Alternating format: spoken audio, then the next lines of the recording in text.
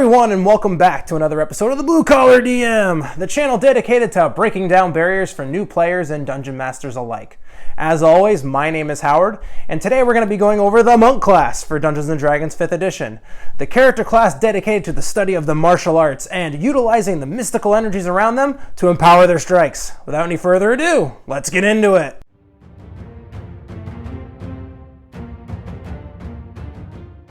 Alright, so we're talking about monks today. Now, monks are really fun because you can play them a number of different ways. You can be a Shaolin monk, you can be Bruce Lee, you can be Chuck Norris in Walker, Texas Ranger and just roundhouse kick everything in the face.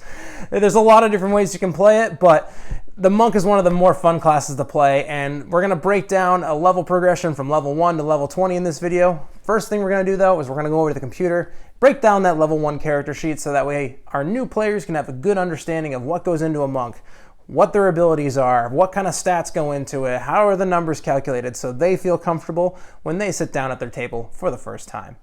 After that, we're going to come back here and then we're going to go over the rest of the monk from level 2 to level 20, just so that way we have a good idea of what we're going to get later on as we level up. Now, if you have any questions about monks or anything else about Dungeons & Dragons in general, make sure you leave a comment down here in the comment section below. I'd be more than happy to answer some of your questions. Also, make sure you subscribe and hit that notification bell because there's a pretty good chance I'm going to answer some of your questions that you put down there in a future video. Without any further ado, let's go over the computer. Alright, so now that we're over here at the computer, we can go over that first level character sheet. So in order to get our character sheet, I show this every time, but I want to make sure all of our new players know where to get this stuff. You're going to go to dnd.wizards.com. This is actually the home page here. You're going to come to gameplay. You're going to come to character sheets. It's going to bring you to the page I was just on, and you're going to click on this one right here. It's going to download a zip file. You're going to open it, and then you're going to actually pick either from this one or this one right here. I chose this one because I only need one page today. But if you're someone who needs 3 pages because you have a spellcast or something like that, you'll pick this one. And there is one that you can print here and just fill it out. But those are the only 2 you really need. The rest of these are kind of just like different flavor looks and stuff like that. If you want to go ahead and look at those, go right ahead. So now that we have that, we're going to come over here to our character sheet. Now, our character sheet is right here. His name is Lucian. He is a monk level 1. He is a human. Now, the reason why we picked human again for this video is because humans make our lives really easy when it comes to breaking down some of these characters, because a lot of the other player character races are going to actually have some very interesting abilities. And I don't want you guys to get confused between what is a race trait and what is a character class trait. So I want to make sure you guys have a good understanding. So with humans, what's nice about base level humans is that everything that they get is just a +1 to everything. So when I say +1 to everything, I mean +1 to these ability scores over here. Now, the ability scores that we chose, we actually are using the standard array, which the standard array is a method of picking out your ability scores that allows you to pick from the numbers 15, 14, 13, 12, 10, and 8, and distributing amongst the ability scores here. We did that, and then we added 1 to every single one of them. So I put them in advantageous areas for what I think I want this monk to look like. Now it's up to you how you want to play your monks, but this is the way I distribute them. And I have a 16 here in my dexterity and a 15 in wisdom because I want to boost this as soon as possible. But generally speaking, you want to have good stats in dexterity and wisdom. You can play it however you want though, but based on the abilities that the monk gets at later levels, it just makes kind of sense to use these 2 as your focus. And the rest of them, I mean, it's always good to have a good constitution. So that's why we have that there. Now, I also did us a favor and filled out all this stuff so that way it's all set to go. And it's all based on, if you look here in parentheses, this is actually, this is the ability score that determines what your acrobatics is. Now, if you're proficient in it, which we'll get into, it's actually going to add some bonuses here, but it's all derived from these scores over here. So we have a +3 to our acrobatics because our dexterity is a +3. We have a +2 to animal handling because our wisdom's a +2. And you can see right here it says wisdom. So it makes sense. And it kind of, all of these kind of tell you what each of these are governed by so you can figure that out. So it's pretty nice. Now the first thing we're going to do is we're actually going to figure out our hit points. So as a monk, we actually have a D8 hit die. So we're going to have 1 D8 and we have a total of 1 right now because we haven't used them yet. And the way we figure out our hit dice, or our hit points, excuse me, is we actually take the highest number we can roll on that dice at first level, and then we add our Constitution modifier. So for our guy, we can roll, the highest number we can roll on that D8 is an 8, and then we're going to add our +2 from our Constitution, which is right here. So we're going to have a total of 10 hit points at level 1.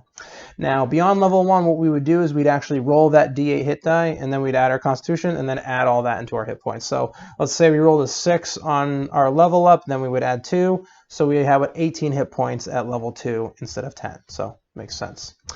Now, the next thing we're going to go over is just a bunch of our proficiencies. So first thing before I forget, our proficiency bonus at level 1 is always going to be a +2, so keep that in mind. And then we're going to come down here and we're going to figure out what we're proficient in. So normally we have proficiencies in armor, but as a monk, we are not proficient in armor. So that's going to impact how we play our guy, but there's reasons for that, and we'll get into that. And then we are proficient in simple weapons and short swords. And these are all going to count as monk weapons for our purposes. And we'll talk about what monk weapons mean here in a second. And then for tools, we get to pick an artisan tool or a instrument. I'm just going to pick painter supplies because I'm going to say that through this guy's monk training, he learned how to paint. So we'll just say painter supplies is his proficiency.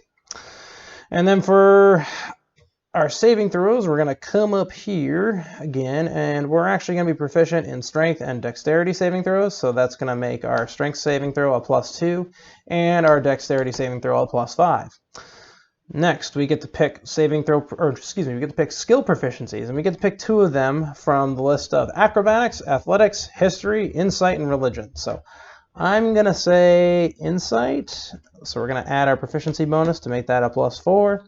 And I'm going to say religion, so we're going to add a proficiency bonus to make that a +3. I just think that I want my monk to be able to read people really well, and I also want him to have a good knowledge of religions based on what he learned in the monastery or something like that, if he lived in a monastery while he did his monk training, similar to like a Shaolin monk or something like that. The next thing we're going to do is we're going to go over our equipment. So we're going to actually pick certain pieces of equipment here at level 1 that we're going to actually pick from a list that's in the player's handbook. And if you need to refer to anything that I talk about today, you can come over here to page 76. It's got all that information there in the player's handbook. If I can get, there we go, if I can get it on the screen. But the first thing we got to do is we actually got to pick between a short sword or any simple weapon. I'm going to pick a quarterstaff, and there's a reason for that, and you'll see in a minute if I can spell quarterstaff. And then we also get to pick between a Dungeoneer's pack and an Explorer's pack. I'm just going to pick an Explorer's pack. It's going to have everything that I kind of need. And if you want to learn what these packs are, you can look them up online. They're pretty much an easy thing to find. Most of those resources are free, or you can find them in the player's handbook if you have that. But for generally, some of these simpler kind of items in the game, you can find online pretty easily. And then last thing we get is we actually get 10 darts. So I'm just going to put 10 darts. Now you can reflavor this if you want. If you want to have ninja with throwing stars or something like that, that's the way you want to play your monk, you can go ahead and do that. I've seen some people do that. But for me, I'm just going to call them a dart and make our lives easier, just because that's what's going on here. For our video, we're trying to break this down and make this as easy as possible. So we'll just call it a dart for now. Next thing we're going to do is we're going to come over here and we're actually going to talk about some of our first level abilities right now, actually. Normally in my cadence of my videos, I throw a lot of the stuff over here, but a lot of the things that we get at level 1 is going to actually dictate what we put over here for our attacks, is going to dictate what our AC is. The only thing it's not going to affect is our initiative and our speed. So our initiative, which is derived from our dexterity modifier, is going to be a +3, and our speed as a human is going to be 30 feet. All right, so now for our level 1 abilities. So we're going to come down here, and at level 1, we're going to start out with unarmored defense. So unarmored defense. There, I can spell kind of. And basically what this means is that as a monk, we actually are able to boost our AC because we are not wearing any armor. Provided we're not wearing any armor or wielding a shield, we're going to be able to use this calculation. And what the calculation is because we're a nimble monk and we've gone through a lot of martial training, we'll be able to avoid more attacks than, say, some of our allies who haven't gone through the same training. And we calculate our AC based off of 10 plus our wisdom modifier, wisdom mod, plus our dexterity modifier. If I can type. So for our purposes, we have a base of 10, then we add our wisdom modifier of +2 and our dexterity modifier of +3, and that's going to make our AC way up here 15. So at first level, this character is going to have a 15 armor class, which isn't too bad. It's not as good as some of our like heavy armor wearing fighters and stuff like that, but for a martial character, it's a pretty good starting off point, especially considering that we're going to be doing a lot of interesting things with our martial prowess, and we'll get into that in a little bit. And then the next thing that we get is actually the martial arts. We get the martial arts ability, which makes sense. I mean, we're a we're a monk. It's a martial arts based character. This is one of the biggest features that we get here at level 1, in addition to the unarmored defense. Now, it allows us to do a number of different things. It gives us mastery over our monk weapons and our unarmed strikes. Now, our monk weapons are any weapons that we're proficient with, provided they don't have the heavy or the two-handed property. So basically everything that we're proficient in, with the exception of some of our crossbows and stuff like that, which we're technically proficient with in the simple weapons category, is going to be a monk weapon for us, which is why I picked a quarterstaff, because a quarterstaff is not a two-handed weapon, but it can be used as a two-handed weapon if you choose to, and this doesn't impact that ability, and we'll talk about that in a second. Now, basically what martial arts means is that we can use our dex in place of our dex in place of strength. So basically for our attacks, we can actually use our dexterity modifier in place of our strength modifier for our attack rolls and damage rolls as well. So what this means is that anything that uses a monk weapon uses our dexterity, which is going to be more beneficial to us. Now, similar cases, if we talked back in say our rogue video from last week, and I'll leave a link up here somewhere, a good example of a way that we can also get this ability is by using a weapon with finesse, but this basically replaces that trait. So for some of those weapons, like the quarterstaff's not a finesse weapon, but because we have this martial arts proficiency, we can use it with our dexterity modifier, which is really cool.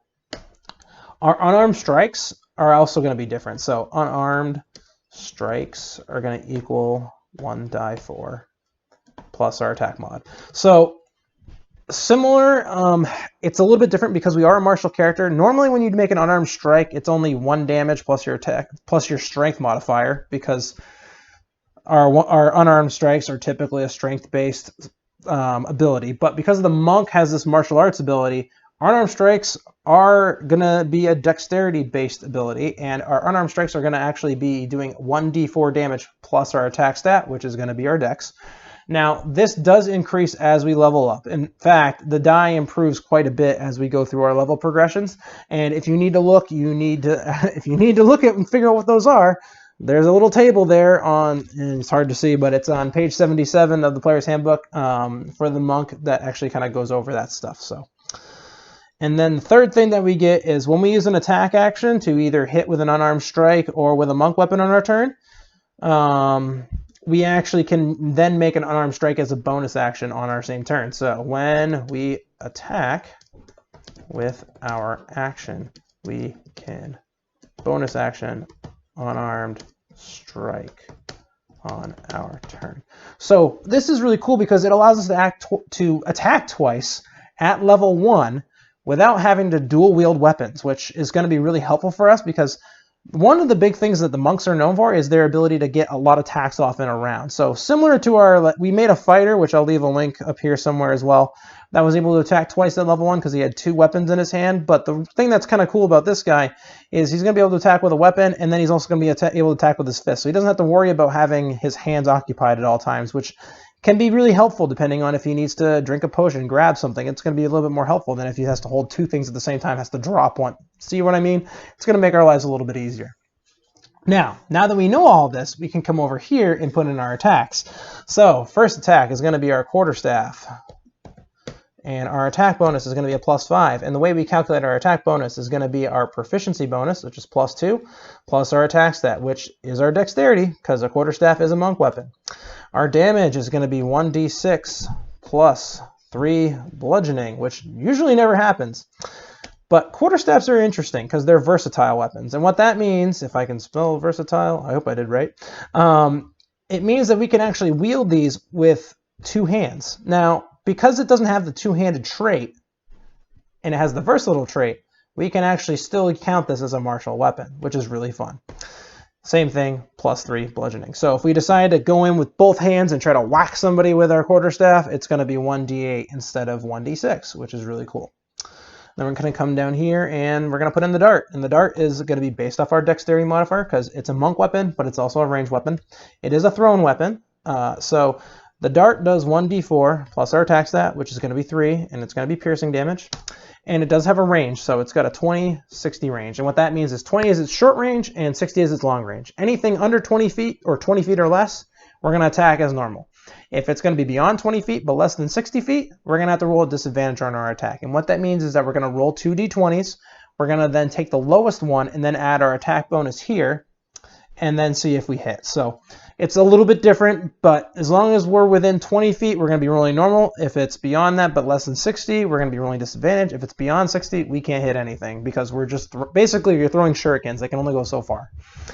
And then the last thing we're going to put down here is our unarmed strike. If I can spell, there we go, unarmed strike. And this could be, you can flavor it to be whatever you want. You can be a punch, it can be a kick, it can be whatever you want. You can also attack with your unarmed strike instead of having to use a weapon. It's up to you. But as you saw at level 1, our quarterstaff's going to be a little bit better. Same thing, +5 attack bonus because it is a monk weapon for us, and it's going to be based off our dexterity and plus our proficiency, so it's easy enough. And then it's going to be 1d4 because of our martial arts ability and plus our dex, which is going to be +3, and this is going to be bludgeoning as well. So we have a lot of flexibility here with the monk because we have all these different abilities. And as we level up, what's actually going to be really interesting is that our unarmed strike is eventually going to outpace any weapon that we can carry unless we get some kind of fancy magic weapon from our DM or something like that if he decides to give us something cool. So that's basically it for the attacks there. The one thing I did forget, before I forget and don't tell you, is the passive perception here. So what passive perception is, it's basically a tool that DMs use to kind of determine whether or not your character sees anything without having to roll a active check. And basically we calculate that based on the average roll of a die, which is technically 10.5, a d20 die. So technically 10.5, but we run it down to 10, and then we're going to add our proficiency, or not our proficiency, our perception bonus. So if we were proficient, we could add that as well, but because we're not, it's only a 2. So then our passive perception on this character is a 12. So now that I've said all that, there's a lot going on here at first level for our monks, but this is going to be it for our monk here at first level. We have our 10 hit points here. The only thing that we have to do before we do anything is pick a background. Now, I did go over backgrounds briefly in the character creation video, which I'll put a link up here. We actually made a fighter in that video too, and we kind of just generally discussed on what you could put in your background. And backgrounds usually also dictate kind of a little bit what's going on with your player character's backstory as well.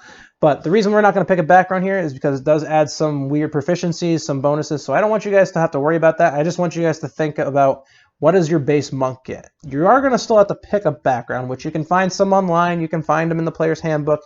But like I said, right now we're not going to go over that today. And this is actually basically it. We have everything we need. We've got all our stats here. We've got our martial arts ability. We have our unarmed defense ability. And honestly, we have a pretty good character here. We got a character who can attack twice for a total of 1d6 +3 and 1d4 +3. So we're going to be doing a lot of damage here at level 1, and we're hopefully not going to take a whole lot of hits. We're going to be able to move, hopefully, first. And we're also pretty good across the board as far as our stats are concerned. So we have a pretty good looking monk here as far as I'm concerned. Now that we're done with this, we're going to get off the computer and we're going to go over the rest of the monk. All right, so that was the monk over there in the computer for level 1. Now we're going to go over the rest of the monk's progression from level 2 to level 20. Now, the monk is a bit of a challenge for me because there's a ton of different abilities here that they get, even more so than the rogue. Like the rogue got a ton of abilities, and like I'll leave a link up here to the rogue video just so you can see what I'm talking about, but the monk gets a ton of different abilities. I'm going to have to look at my notes a little bit here and there, so forgive me if I have to look down a couple of times now. At level 2, we're actually going to get ki. So what ki is that mystical energy thing I was talking about. So what it allows us to do is it actually allows us to take some of that mystical energy of the universe and actually enhance it and actually empower our strikes with it. And so at level 2, we're actually going to get 2 ki points. And again, if you go to the book and actually look at the monk's progression there, you actually will see that the number of ki points you have does level up as you level up as well. But that's basically where you would find that, and that's going to be on page 77. But at level 2, we're going to have 2 ki points, and we can use these 2 ki points to do a number of different things. Right now we can only do 3 things, but we're going to get more ways to use our ki later on as we level up, which is really cool. It's kind of the main resource that the monk uses. At level 2, we're going to get Flurry of Blows, Patient Defense, and Step of the Wind that we can use our ki points with. So if we use a ki point, we obviously have to keep track of that, but if we want to do Flurry of Blows, we can actually, if we take our attack action to make an unarmed strike or hit something with our monk weapon, we can actually spend a ki point to make 2 unarmed strikes with our bonus action. So basically what this means is that at level 2, we can attack 3 times, which is really cool. We can do a lot of attacks already. Now again, these are going to be using probably our d4 here early on, but it is going to level up like we talked about before. Also, we can also use patient defense, which patient defense allows us to, again, spend a key point. And we actually can take the dodge action as a bonus action on our turn. So say we want to attack something, pop, pop, and then we want to actually try to avoid getting hit. We can take the patient defense, kind of guard against ourselves, and then any creature that attempts to attack us is going to have disadvantage. So that's going to be really helpful for us. And then also we get the ability to take Step of the Wind. So Step of the Wind allows us to either take the disengage action or the dash action as a bonus action, provided we spend a key point. So we do have to keep track of these key points as we're playing, so it's very important to do that. And what it basically means is that we're actually going to have the ability to either disengage and get away from somebody so they can't make an attack of opportunity, or we can dash. So say we need to cover a lot of ground really fast. Say we run 30 feet, so we can run 30 feet and then use our action to take the dash action to run 30 feet. Then we can spend a key point to use Step of the Wind to run another 30 feet. So we can cover 90 feet in 6 seconds or 1 round of combat, which is really cool. Now, these key points do recharge. The way to recharge them is we do have to take a short or long rest, and during that short or long rest, we're actually meditating for 30 minutes to actually rebalance our ki and rebalance our energy and our chi, kind of, in a way, in order to be able to re-empower our strikes again and kind of harness that energy, which is good to know. At level 2, we're also going to get unarmored movement. So I did mention that we can move 90 feet, but that's actually going to change. So unarmored movement, it's an ability that allows us to increase our speed by 10 feet if we're not wearing armor or shield. So if we do decide that we needed to cover a ton of ground, we can actually cover 120 feet because we're going to be covering 40, 40, 40 if we use that Step of the Wind and dash and run our normal feet. So we're going to be able to run 40 feet at level 2 with this unarmored movement. And this also does increase as we level up. So the monk, as you see, a lot of their abilities are very similar, but they continue to boost themselves as they keep getting leveled up. So it's going to be, the monk is going to progress in a very interesting way. And they also get a lot of really cool abilities that they can use their ki for. So it's not your typical martial class where you're just going to get better at whacking things. You're actually going to be able to hit things, make things, weird stuff happen. It's going to be really fun. At level 9, because of this unarmored movement, we're going to be able to actually move along vertical surfaces and across liquids like water without falling, because we're a really cool monk and we can do these things. Monks are really fun. They're really cool. They can do all these weird things. And so unarmored movement, great ability. At level 3, we're going to pick our monastic, however you want to pronounce it, tradition. Basically our subclass for our monk. We can actually pick from 3 different subclasses. They're going to be the Way of the 4 Elements, the Way of the Shadow, or the Way of the Open Hand. Almost lost that one. Way of the Open Hand. So each have their own interesting abilities. We're actually going to go over the Way of Open Hand, which is really funny that I almost forgot. But we're going to go over the Way of the Open Hand today, and we're going to talk about that here at the end of the video. But just know at level 3, you get to pick your monastic tradition. At level 3, we also get Deflect Missiles. The monk gets a lot of abilities. We're only at, I have notes. This is page 1 of base monk, and I'm already at the bottom, and I still have level, to 20 to go still on another piece of paper. So we got a lot going on here. At level 3, we're going to get Deflect Missiles. So we're going to be able to use our reaction to attempt to deflect a missile or even catch a missile. So we're actually going to take 1d10. We're going to roll, and this is when we get hit by a ranged attack. So we can use our reaction whenever we get hit by a ranged weapon attack to take a reaction to attempt to catch or deflect the missile. And we're going to roll 1d10 plus 6 at 3rd level. So it's based on 1d10 plus your dex plus your monk level. So for our guy, it was his dex is 3. Our monk level here now is 3. So 1d10 plus 6 is going to be what we get at 3rd level with our guy on our computer character sheet that we made before. But it's 1d10 plus dex plus our monk level. So this number that we come up with, these are kind of complicated, so follow along with me, and I'm sorry, it is complicated. We take this number, and then we actually subtract that from the amount of damage we were supposed to have taken. Now, if we can reduce that damage to 0, instead of just deflecting the missile and only taking partial damage, we can actually catch it, and then we can also then, with that same reaction, huck it back at whatever threw it at us. So we can actually catch that same ammunition and actually make a ranged weapon attack with that item, whatever it is, whether it be a crossbow bolt or a dart or something like that, with a normal attack range of 20 feet and a long range of 60 feet. So basically it kind of turns into a dart depending on what was fired at you. So it's pretty cool. I mean, you can catch things flying in the air and huck them back at people, which is really cool.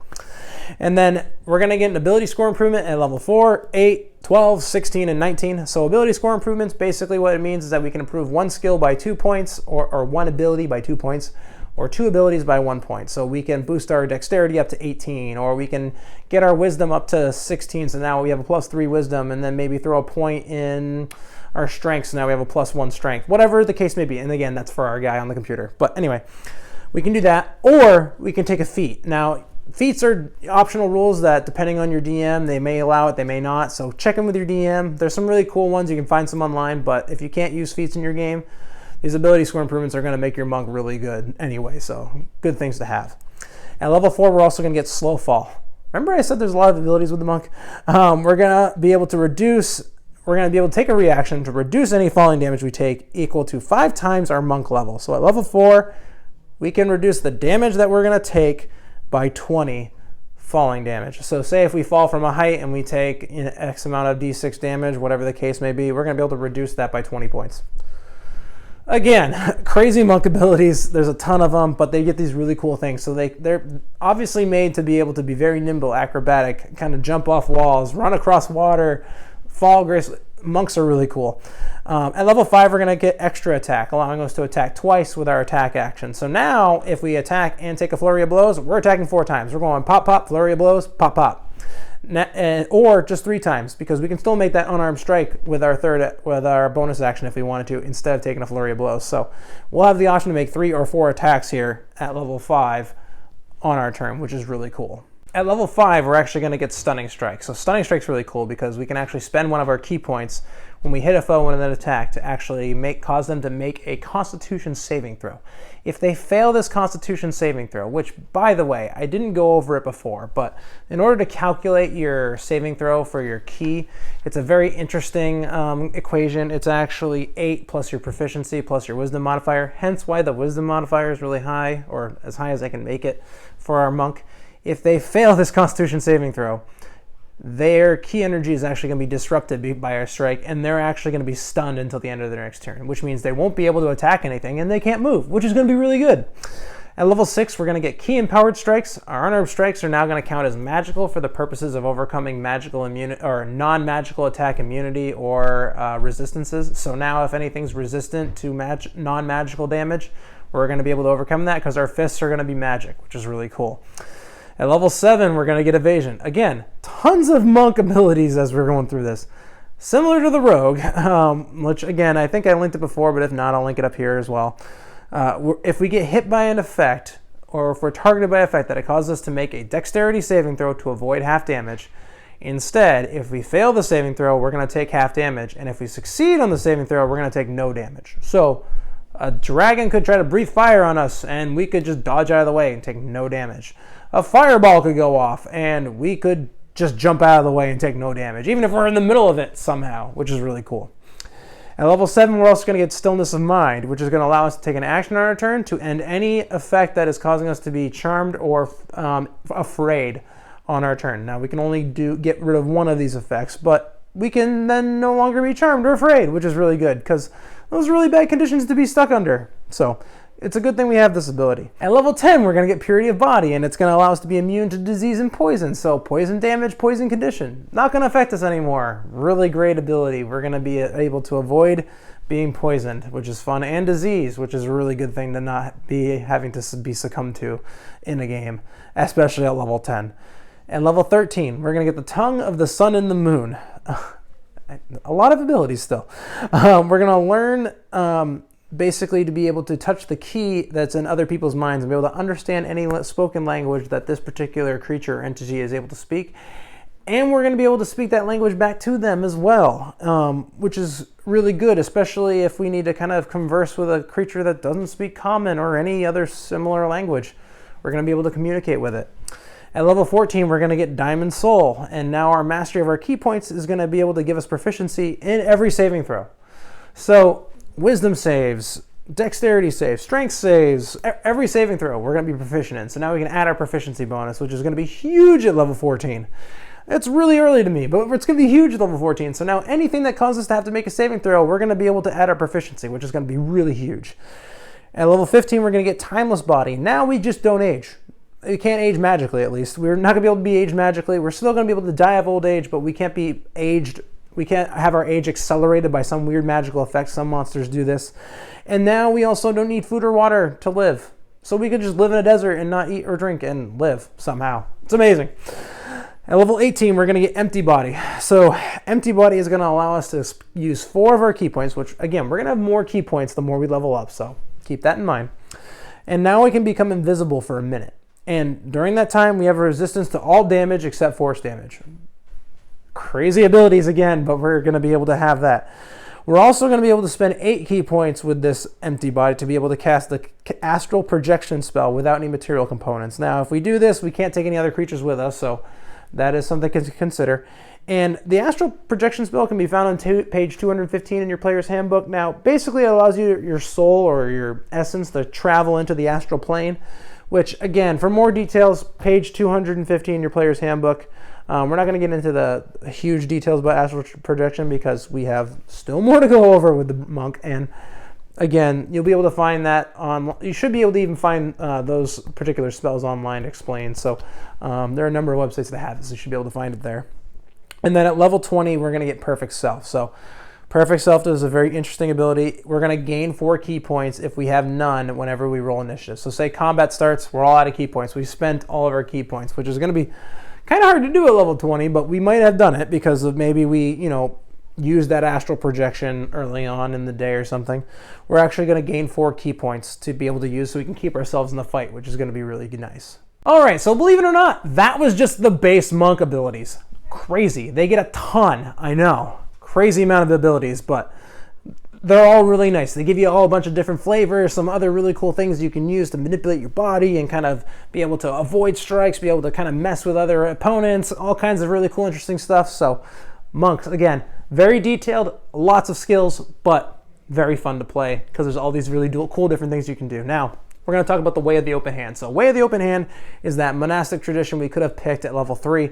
We also could have picked Way of the Shadow or Way of the 4 Elements. We're going to go with Open Hand just because it's a nice, easy, quick one to go over in this video. If we went over 4 elements, I might have to spend an entire video, like an hour long, just explaining the 4 elements, but Open Hand is going to be a quick one that we can talk about. So at level 3, we're going to get Open Hand technique, makes sense, but basically we're going to be able to manipulate our enemy's ki to kind of harness our own and kind of change it a little bit. So whenever we hit something with a flurry of blows on our turn, we can actually impose either our opponent to have to make a dexterity saving throw or get knocked prone, make them make a strength save or get pushed back 15 feet, or not allow them to take reactions on their turn. So if we, again, spend a key point to flurry of blows, we can have any one of those effects happen, either trying to make them go prone, get them away from you, or they just can't take reactions, so we can escape combat with them maybe, or something like that. At level 6, we're going to get Wholeness of Body, and basically what this allows us to do is to be able to take an action to heal hit points equal to 3 times our monk level.